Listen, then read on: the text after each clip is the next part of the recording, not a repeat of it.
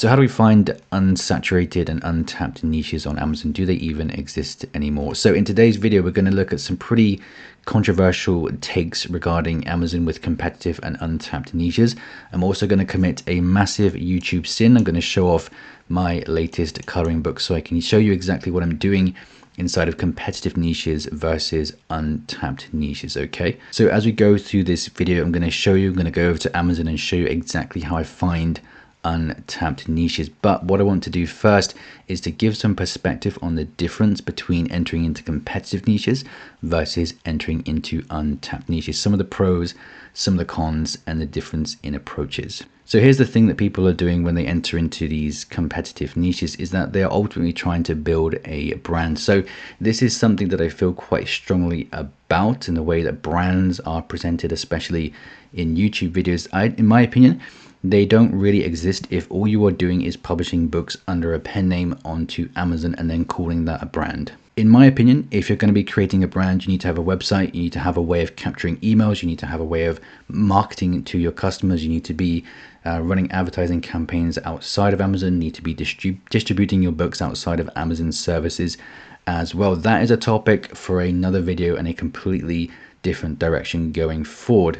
But this is typically the reason why people are getting into these competitive niches versus just trying to make some money in these untapped niches, which is going to be infinitely easier than trying to make money straight away by building your brand.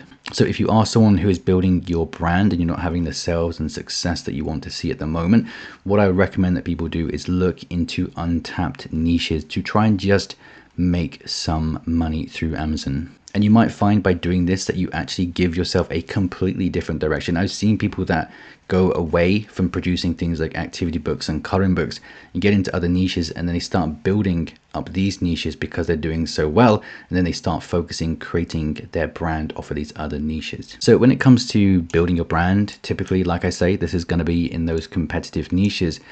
There's going to be bigger rewards. Now, this is the reason why people show these niches off on YouTube and why so many people want to enter into these niches is because the reward can be huge. Now, the problem with this is that obviously the more people that see these niches that have got super low BSRs, the more people are going to enter into it, the more videos get made on YouTube about how good they are, the more competitive that it comes. So the more competitive that these niches become, you have to increase the quality of your books. Now, it is my belief that 95% plus of people, independent publishers, don't understand if their books are of a high enough quality.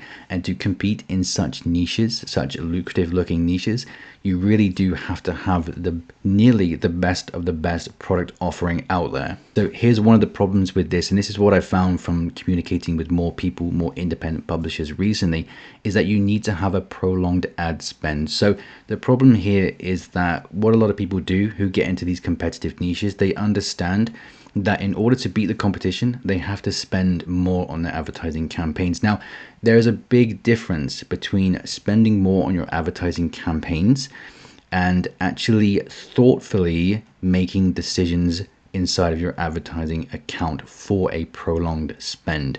So I'm going to go into my account and give you an example in just a second of what that means. But it is super important that you don't just spend on advertising because you're in a competitive niche. Whereas if you are entering into untapped niches, these are going to be easier for you to rank. Your books don't have to be as good as the competitive niches. And that's not me saying that you should lower your standards.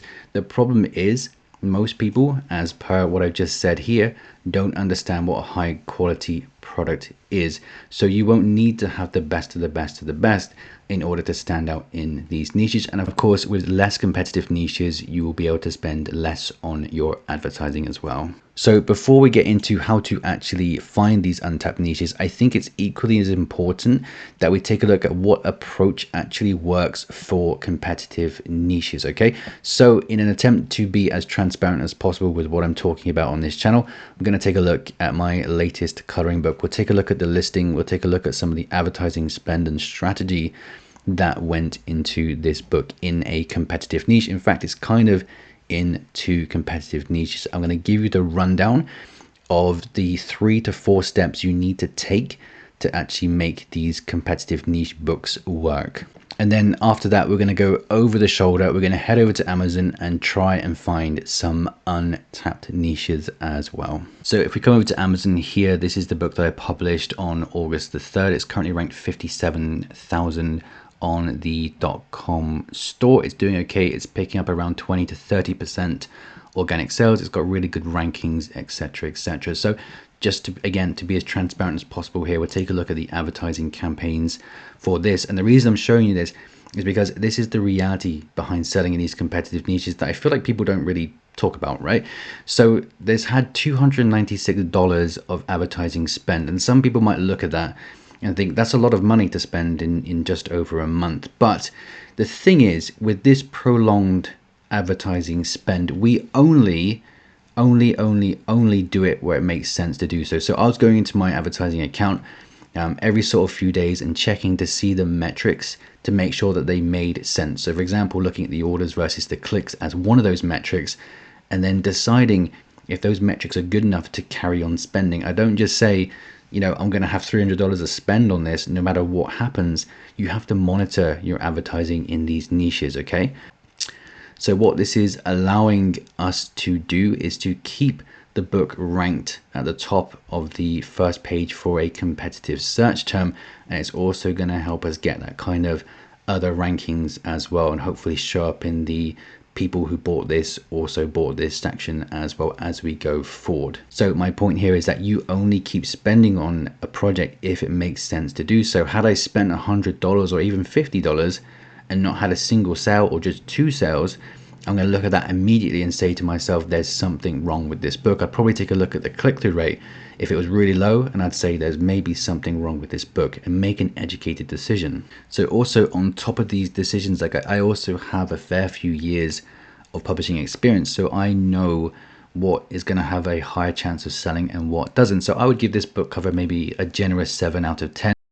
For me, that warrants an advertising spend. So this is also one of the reasons why I've set up the Raydog membership, which includes access to this Discord group where you can come into the seller forum, post your book covers, get feedback from me and other people inside of the group, just so that you know that you are on the right path when it comes to actually starting advertising campaigns and significant advertising spend. So you can head over to chrisraydog.com if you want to join the Discord, take a look around the website to see what we have to offer. You can join for free, but if you're super serious about taking your publishing pursuits to the next level as soon as possible, you might want to check out the pro seller option as well, where you get access to 9 different courses, all my strategies, the private rooms where you get more direct feedback from me, weekly coaching calls, direct feedback as I said, and limited events that involve giveaways, etc., etc. Feel free to check that out at chrisraydog.com. So that is how we would approach getting into these competitive niches. Now, the way that you do this, the way that you want to think about getting into competitive niches and having success in them, is that you take a look at the niches you're getting into, establish that they have buyer traffic going to them, and then you need to say to yourself, how do I become different or better to the competition? So in the case of this book here, what I was doing, the swear word niche, I combine that with the bold and easy niche. You know, swear word, it's proven concepts. Bold and easy, it's proven concepts. And then I said to myself, what can I do that is different from there?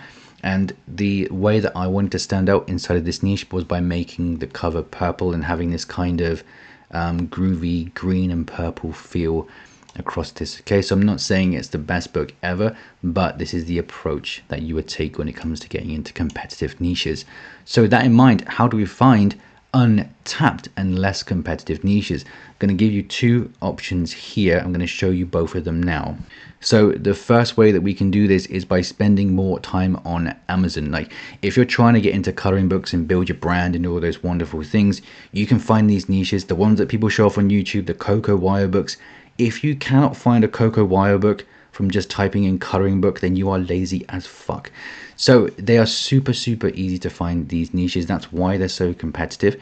So how do we find the unsaturated niches? We spend more time on Amazon doing research. You cannot be lazy when it comes to finding these untapped niches. Let's go ahead. We're going to head over to Amazon and show you how to do that now. I've been preaching this method for years and it works extremely well, and you really don't need anything else to help you do this. So you need to have a starting point. So for me, if I'm thinking about getting into early education books, I'm just going to type something like math workbook into Amazon. Okay, so we'll try and do this live. I'll cut through the bits that are a little bit boring. We'll try and find a niche that has less competition going to it. So we have our starting point as math workbook. Now what you want to do is just to spend more time getting lost on Amazon, and eventually you will find these untapped niches. I'll show you these sort of metrics that I use to determine if something is untapped, or should I say less competitive. So all I'm doing is going through independently published books on Amazon and then heading down into the frequently bought together section and based on recent views section and products related to this item section. So these might be different on yours. Don't worry if you can't see exactly what I'm seeing, but all you want to do is go through these different carousels. I didn't think these were sponsored, apparently they are, so I'm going to be a little bit careful what I click on, but we want to go through all these different niches and just look for anything that stands out, looks a little bit different, that we've never seen before. So in order for you to find things you've never seen before, you have to spend a little bit of time on Amazon, right? So already I'm seeing something a little bit different here, multiplication mazes. I've never heard of this before. So what I'll be doing at this point is heading back to the search bar and searching for multiplication mazes and seeing if it's an actual thing that people are searching for. I don't think so, but that's what we would do in this case. So I'm going to search for multiplication mazes. I don't think it's a thing, but let's assume that it was. We would then take note of the search results. Now, so in competitive niches, what I'll be doing is ignoring the search results, because the goal for competitive niches is to have the best product out there, right? They're competitive because they're so sought after, okay?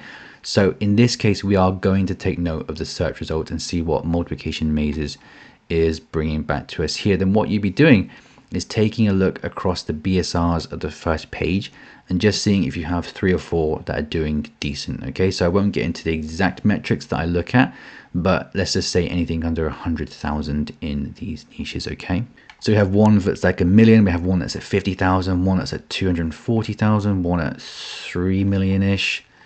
We have the same one here, 2 million-ish, 41,000 is not independently published. I'm looking at this already and I think this is not a real niche, and even if it was, the BSRs are not looking particularly good. Okay, so this is untapped because it's not good. But in this case, what you'd be doing, you can just go back to where you were and then let those carousels lead you down a completely different rabbit hole here again. So we're going to go to products related to. We'll take a look at this section here as well. I really didn't think that these were sponsored listings. Maybe I've been wrong this whole time. But again, we're just going to scroll through until we find something that's a little bit different. If you see things like that are so obviously done before, like multiplication and division, all these, you know, crosswords, obviously they've been done before, right? Just you have to use your brain here slightly. So for the sake of speeding things up, I was doing some of the research the other day. I went down this rabbit hole that I can't quite follow again, but I ended up at things like Arabic writing workbooks. And then what you do from there again is take a look at the search results, make sure that it's under 1,000, make sure that the BSRs are looking pretty good across the first page, across a few books, which they are for this niche here. There's quite a few that look decent here. And then of course you go ahead, enter into the niche by making your book as best as possible. Still, we don't slack off the quality.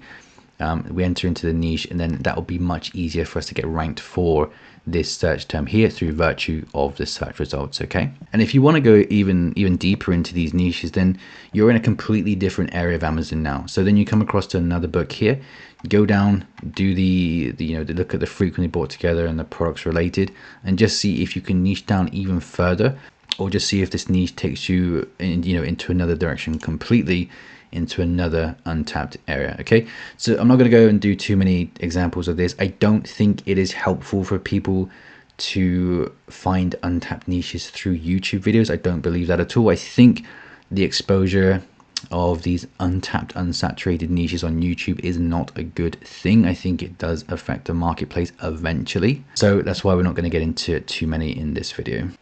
And also inside the membership, what I do every single month is exactly what I've just done in a lot more detail. I take a look at some of the niches that don't have as much competition, so people can have those background projects that they're working on, because really the amount of people that take a look at the niche reports in the membership is super low. So I truly don't believe that it has any negative impact on the marketplace or people's chances with these books. So for these, I do around 5 to 8 every single month. It's in the niche research section of the membership.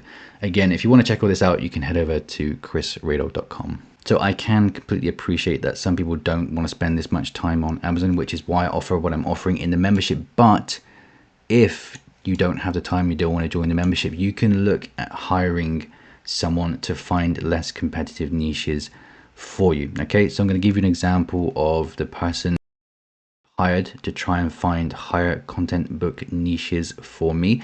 So basically what I've done is gone to Upwork and just look for someone who does keyword and niche research for Amazon, hire them, pay them their hourly rate, get them to do like $150 of work or whatever it is, and then come back with a load of different niches. So for example, I've had the person I was working with put together an Excel spreadsheet of the different niches that I can look into. So what we have here, and I've blocked out this first page for obvious reasons, is someone I've hired and they've gone ahead and they've found keywords and the competitors' books for higher content books that are in other marketplaces, so Germany, France, etc, etc. Some for low content books, which is super hard to find any at all, and then some for coloring books, which again is super hard. So primarily for higher content book and other marketplaces, but you can have people look for lower content books as well. It just might take them longer.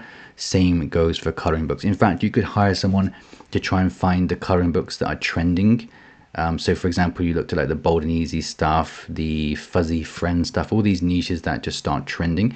You could do that, hire someone to make sure that you are first into those competitive niches, or niches that are destined to become competitive, right? So that would be the second way that you can look at getting into these kind of untapped niches. So that's it for this video. Hopefully that makes sense. If it doesn't make sense, feel free to leave a comment below and I'll get back to you as soon as possible. Again, take a look at the Discord group. It's going to be linked in the description below. We've got a very, very active and helpful community going there. Hopefully I'll see you there where we can talk some more, and I'll see you in another video very soon.